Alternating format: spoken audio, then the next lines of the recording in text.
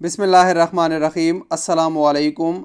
जैसे ही मौसम सरमा का आगाज़ होने लगा, इसी के साथ कोरोना वायरस की वबा ने दोबारा सर उठाना शुरू कर दिया और माहिरीन इसको कोरोना वायरस की दूसरी लहर करार दे रही है। इसके साथ साथ पूरी दुनिया के जितने भी ममालिक हैं वहाँ पर इस वबा से एहतियाती तदाबीर पर अमल दरामद पर सख्त कार्रवाइयाँ शुरू कर दी गई है। इसी तरह सऊदी अरब में भी अब दोबारा SOPs पर अमल करने के लिए सख्ती और हुकूमत इस पर ज़ोर दे रही है कि SOPs पर ज़्यादा से ज़्यादा अमल किया जाए। इसी के साथ साथ पिछली दफ़ा भी आप लोगों ने देखा था कि पिछले साल जब कोरोना वायरस की वबा थी तो ज़्यादातर केसेस गैर मुल्कियों में पाए जाते थे। उसकी अहम वजह ये थी कि जो हमारे एकोमोडेशंस होते हैं उसमें सोशल डिस्टेंस की कमी होती है।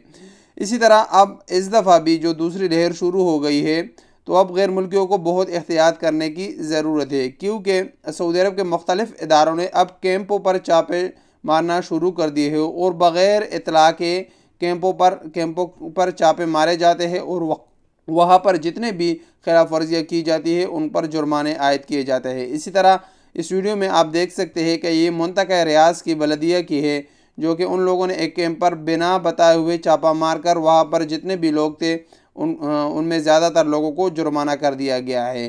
तो अभी आपको बहुत एहतियात करने की ज़रूरत है। ये वीडियो पूरी देखिए ताकि आपको मालूमात मिल जाए। अस्सलामु अलैकुम वरहमतुल्लाहि वबरकातुहू।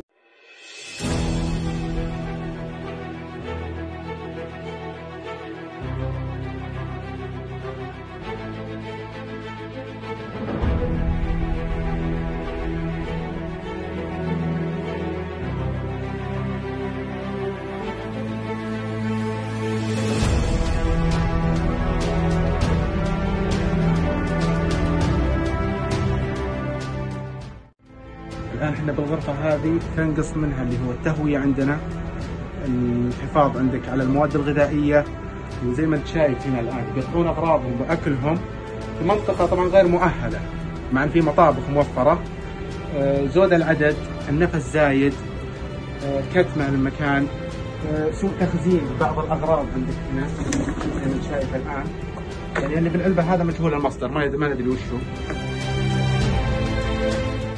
هنا أحد المواقع الرصد عدة مخالفات، منها تكدس العمالة ومنها عدم وجود تهوية في الأماكن المغلقة وسوء تنظيم الأكل، وكذا مخالفة